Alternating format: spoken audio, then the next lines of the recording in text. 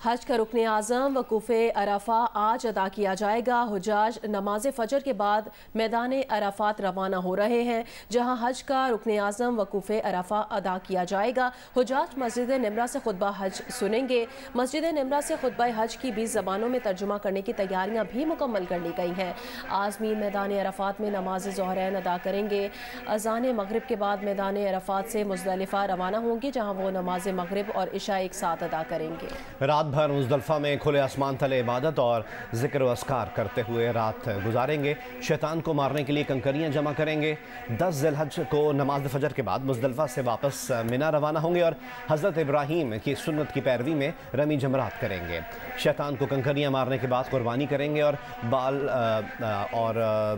कटवा कर तवाफ़ और ज़ियारत के लिए मस्जिद हराम जाएंगे, जहाँ तवाफ़ और सही करेंगे और वापस मिना जाएंगे। आज़मीन हज की मैदान अरफात आमद का सिलसिला जारी है। सऊदी हुकूमत ने आज़मीन हज के लिए बेहतरीन इंतजामात किए हैं। मैदान अरफात में ही वज़ारत इत्तलात ने मीडिया सेंटर कायम किया है। तफसीलात बताएंगे जियो न्यूज़ के नुमाइंदे शकील फरमान अली। इस वक्त मैं मैदान अरफात में मौजूद हूँ और यहाँ पे बड़ी तादाद में आज़मीन हज की आमद का सिलसिला जारी है। सऊदी हुकूमत ने हुजाज कराम और जो है मीडिया के लिए इंतहाई ज़बरदस्त इक़दाम किए हुए हैं। मीडिया सेंटर जो है वज़ारत इत्तलात की जानिब से कायम किया गया है, जहाँ पे अमरीका, बरतानिया, पाकिस्तान समेत मुख्तलिफ़ ममालिक से आए हुए दर्जनों सहाफ़ी अपने फ़राइज़ अंजाम दे रहे हैं और इंतहाई जदीद सहूलतें जो है यहाँ पे फराम की गई हैं। हमारे साथ यहाँ पे एक पाकिस्तानी सहाफ़ी मौजूद हैं, इनसे जानते हैं। यहाँ पे इन्होंने मीडिया सेंटर बनाया और इन्होंने मीडिया के हवाले से बहुत सारे लोगों को दावत भी दी हुई है। बहुत सारे मुल्कों के लोग यहाँ पे आए हैं। फिर उन्होंने बहुत सारे ममालिक के साथ कोलैबोरेशन भी स्टार्ट की है।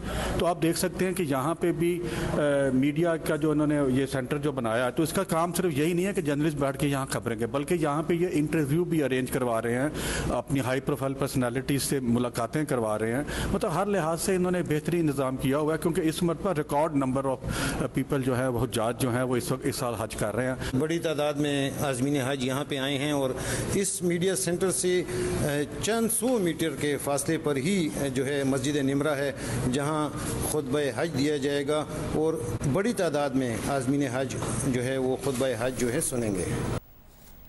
आगे बढ़े खबर दें। 9 मई को फौजी तनसीबात की हिफाजत में नाकामी पर पाक फौज से एक लेफ्टिनेंट जनरल समेत 3 अफसरान को नौकरी से निकाल दिया गया।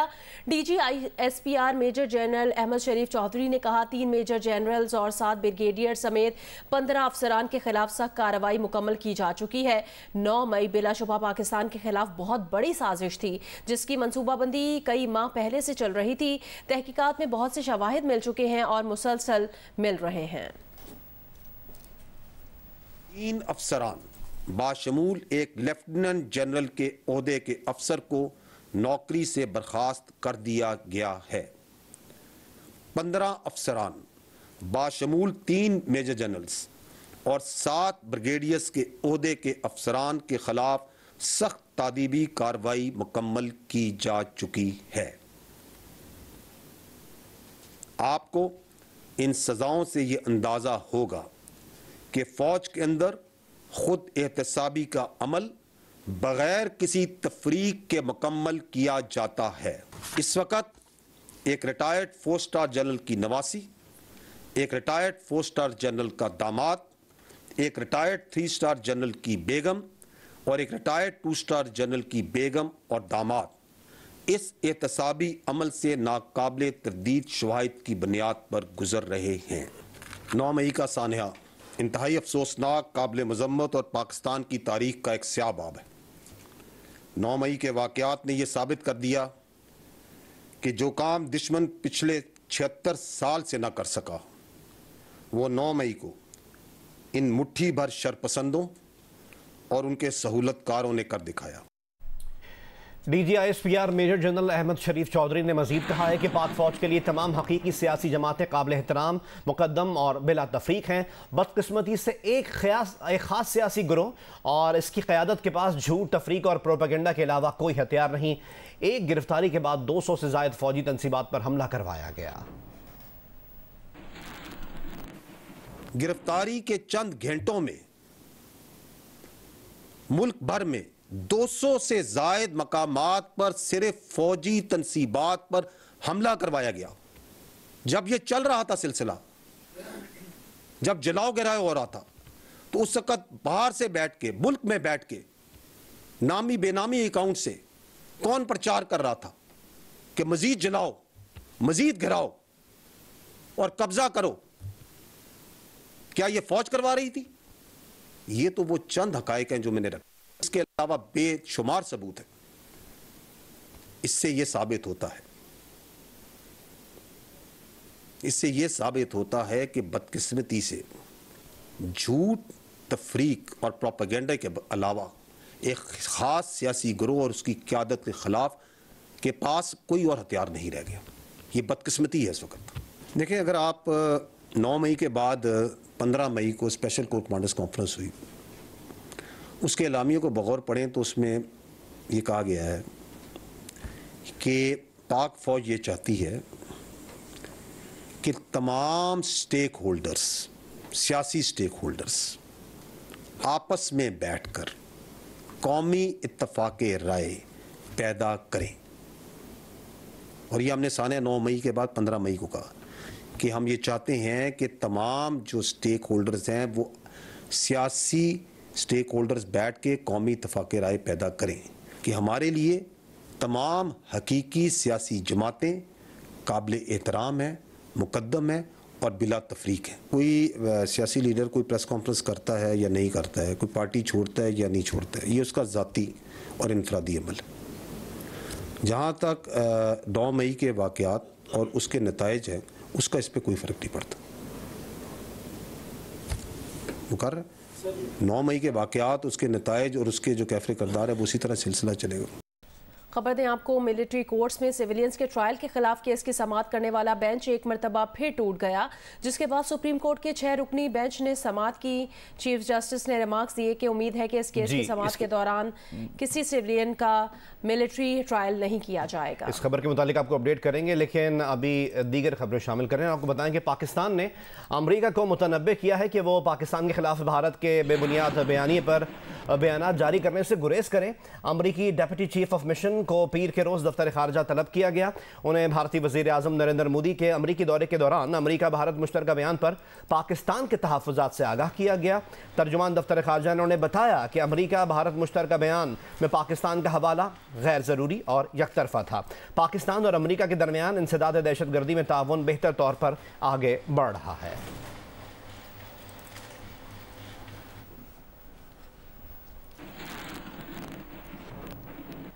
तर्जुमान अमरीकी महकमा खारजा मैथ्यू मिलर ने कहा कि पाकिस्तानी अवाम कई सालों से दहशतगर्दी से बुरी तरह मुतासिर रहे हैं।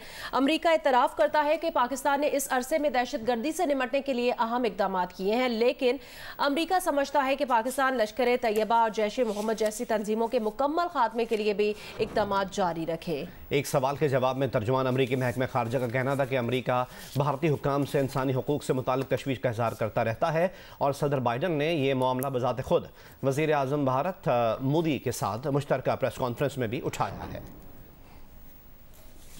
मिलिट्री कोर्ट्स में सिविलियंस के ट्रायल के खिलाफ केस की समाअत करने वाला बेंच एक मरतबा फिर टूट गया है, जिसके बाद सुप्रीम कोर्ट के 6 रुकनी बेंच ने समाअत की।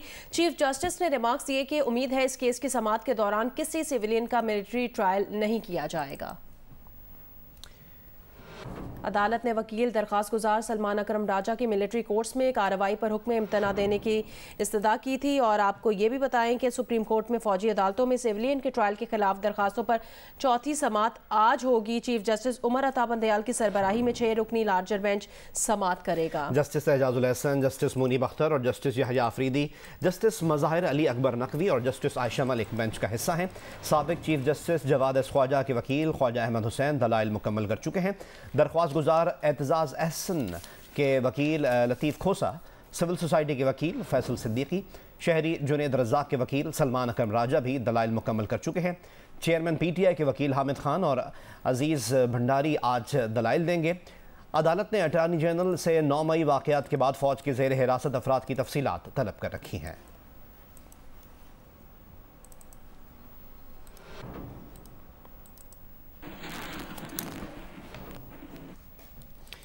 और अब आपको बताएं कि एडवोकेट जनरल इस्लामाबाद जहांगीर जदून और माहिर कानून कर्नल रिटायर्ड इनामुर रहीम ने प्रोग्राम कैपिटल टॉक में कहा है कि मौजूदा सुप्रीम कोर्ट साबिक चीफ जस्टिस जवाद ख्वाजा के 2015 के फैसले की खिलाफ वर्जी कर रही है, जिसमें कहा गया था कि अवामी मफाद आमा में सुप्रीम कोर्ट के फैसले सुप्रीम कोर्ट की वेबसाइट पर उर्दू में डाले जाएंगे, मगर कोई फैसला उर्दू में नहीं डाला गया। जवाद ख्वाजा साहब हमारे बड़े ही नफीस और बड़े ही कॉम्पिटेंट जज थे, और उनकी बड़ी खूबसूरती ये थी कि जो उस दौर में फैसले उन्होंने लिखे उस सब का उर्दू प्रिंट उन्होंने 7 कॉपी इशू करवाई।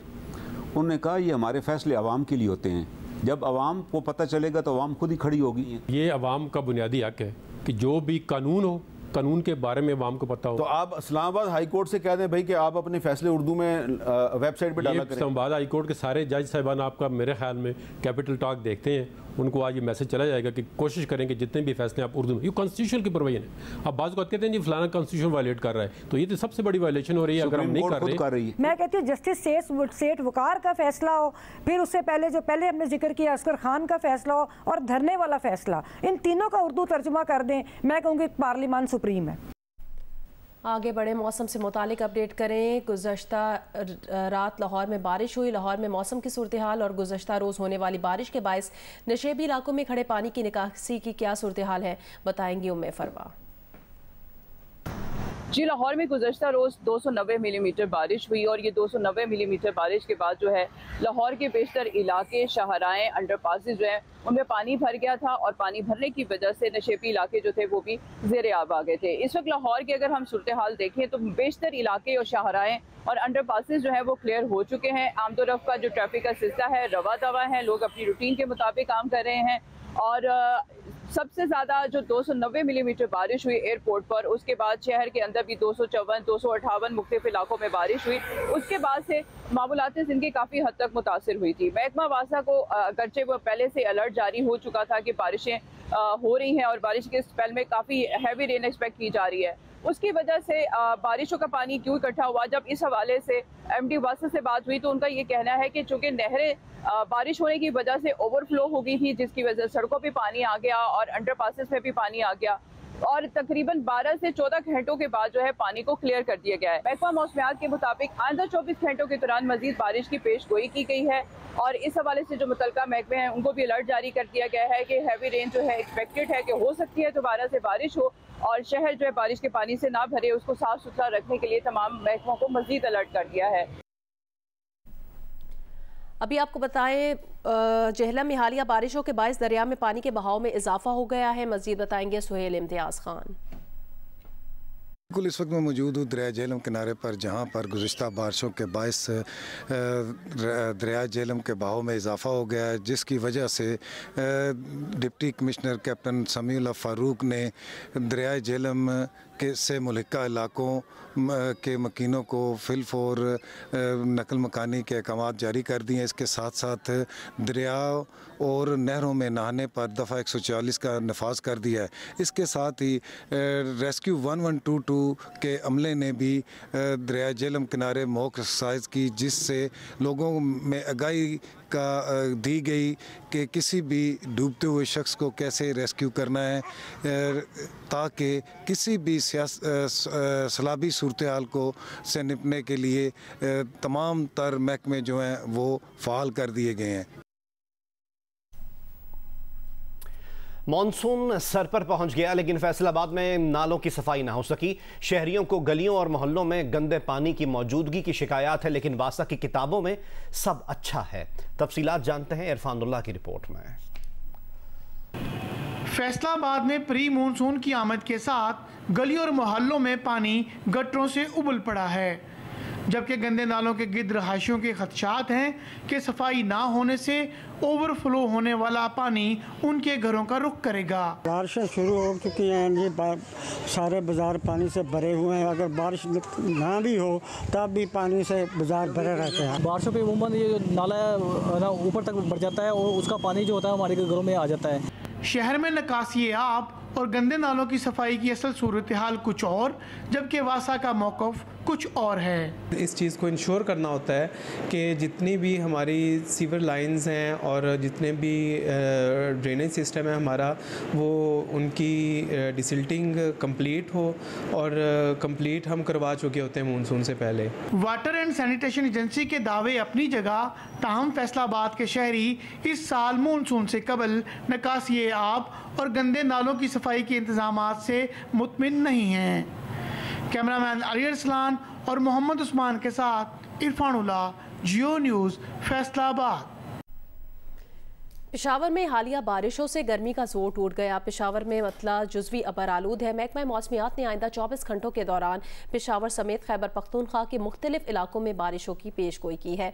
तफसील बताएंगे दानियाल अजीज़। पेशावर में हालिया बारिशों के बायस गर्मी का जोर टूट गया है। इस वक्त दर्जा हरारत 26 डिग्री सेंटीग्रेड है, जबकि आइंदा 24 घंटों के दौरान ज़्यादा से ज़्यादा दर्जा हरारत 36 से 37 डिग्री सेंटीग्रेड तक जाने का इम्कान है। महकमा मौसमियात के मुताबिक गुज़िश्ता 24 घंटों के दौरान पेशावर में बूंदाबांदी हुई है, जबकि खैबर पख्तूनख्वा के मुख्तलिफ इलाकों में गुज़िश्ता 24 घंटों के दौरान बारिश हुई है। आइंदा 24 घंटों की अगर हम बात करें तो पेशावर में मतलब जुज़वी तौर पर आबर आलूद रहने का इम्कान ज़ाहिर किया गया है, जबकि शाम के वक्त पेशावर में बारिश मुतवक्के है। इस तरह खैबर पख्तूनख्वा के मुख्तलिफ इलाकों में आइंदा 24 घंटों के दौरान बारिश की मज़ीद पेशनगोई जो है की गई है। महकमा मौसमियात के मुताबिक नदी नालों में तुग़यानी और बालाई इलाकों में लैंड स्लाइडिंग का भी खदशा है। जी, आईसीसी वर्ल्ड कप ट्रॉफी का मुनफरिद अंदाज में टूर का आगाज हो गया है। ट्रॉफी को जमीन से 1,20,000 फुट की ऊंचाई पर खला में भेजा गया, जहां से वो अहमदाबाद के नरेंद्र मोदी स्टेडियम में उतरी। क्रिकेट वर्ल्ड कप ट्रॉफी आज से भारत के मुख्तलिफ शहरों में ले जाई जाएगी। वर्ल्ड कप के शेड्यूल का बाज़ाब्ता ऐलान भी किया जाएगा। वर्ल्ड कप ट्रॉफी 31 जुलाई से 4 अगस्त तक पाकिस्तान का दौरा भी करेगी।